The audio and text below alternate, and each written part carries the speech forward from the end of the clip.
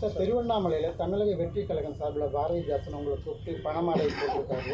அதுக்கு மன்னிப்பும் கேட்டிருக்கிறாரு. இன்னைக்கு விஜய் கிட்ட இனிமேல் நான் கூப்பிட மாட்டேன்னு சொன்னேன். அது அவர் என்ன பண்ணாருன்னு எனக்கு தெரியாது. என்னை பொறுத்தவரை அவர் என்னுடைய வாக்காளர். சென்ற முறை கூட அவர் எனக்கு ஓட்டு போட்டவர். இன்னும் சொல்ல போனால் அது வந்து கூட்டு குடும்பம். அவருடைய அண்ணன் தம்பிகள்லாம் திராவிட முன்னேற்ற கழகத்தில் இருக்கிறாங்க.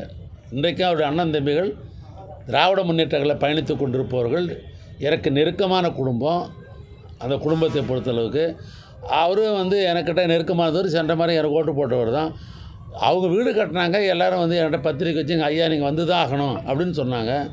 நான் வந்து பொதுவாக கட்சி பார்ப்பதல்ல. திருவண்ணாமலை பொறுத்தளவுக்கு யார் எனக்கு வந்து அழைப்பது கொடுத்தாலும் சரி, நான் அந்த சட்டமன்றத்தினுடைய உறுப்பினர். எனக்கு வாக்களித்தவர்கள் யார் வாக்களித்தாங்க, யார் வாக்களிக்கணும் பொட்டியை பார்த்து சொல்ல முடியுமா? யாரும் அடிச்சிருப்பாங்க. என்னை மதித்து வந்து அழைப்பது கொடுத்த காரணத்தினால் நான் போய் அந்த திறப்புழா கலந்து கொண்டு வாழ்த்தி விட்டு வந்தேன். அவ்வளோதான் என் சப்ஜெக்ட்டு. அவர் என்ன பண்ணார், என்ன கேட்டால் எனக்கு நான் தெரியும்.